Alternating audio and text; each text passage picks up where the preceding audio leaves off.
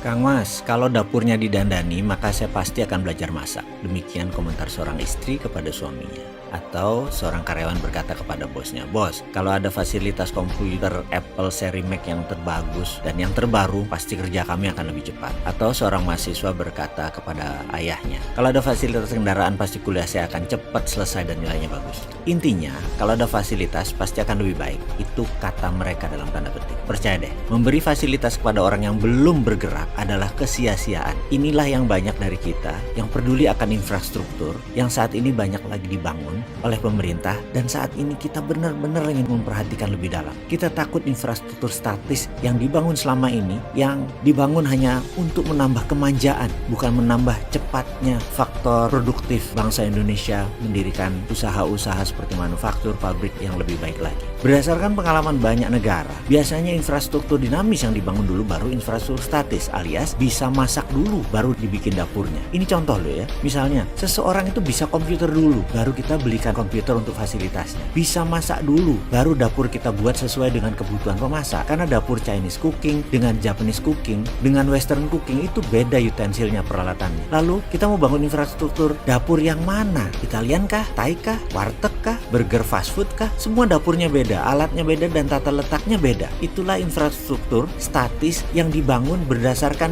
kedinamisan alat-alat dapur tadi. Ada baiknya kita ke depan membuat rencana kerja nasional lebih detail lagi. Membangun itu gampang, mengisi yang paling sulit. Statis itu gampang, dinamis yang lebih sulit. Membangun program berlapis 10 layer dan pakai swasta sebagai pendorong 80% geraknya, itu lebih dinamis daripada membangun infrastruktur sekarang. Jadi gunakan swasta itu lebih lincah, lebih murah, dan lebih cepat. Sekali lagi, platform bernegara harus dengan fondasi yang sama, yaitu kita harus punya arsitek ekonomi, arsitek pertahanan keamanan, dan semua gartra bernegara ada arsiteknya. Hanya sekedar mengingat ya, dulu di zaman Orba dibangunlah infrastruktur statis yang namanya THR, Taman Hiburan Rakyat. Untuk hiburan rakyat ada di 25 kota. Namun yang bertahan hingga 15 tahun hanya 2. Mengapa bisa bertahan sementara yang lainnya sepi? Yang bertahan itu hanya di kota, 1 Solo, 2 Surabaya. Kenapa sekali lagi hanya Solo dan Surabaya? Karena di THR Solo dan Surabaya ada Sri Mulat. Tapi kita tahu bahwa kemudian THR kalah dengan televisi swasta di mana Sri Mulatnya diboyong ke TV. Jadi sekali lagi, infrastruktur dinamis itu penting. Atau ada lagi, kita tahu tentang infrastruktur statis. Goyangnya bisnis net TV yang terbaru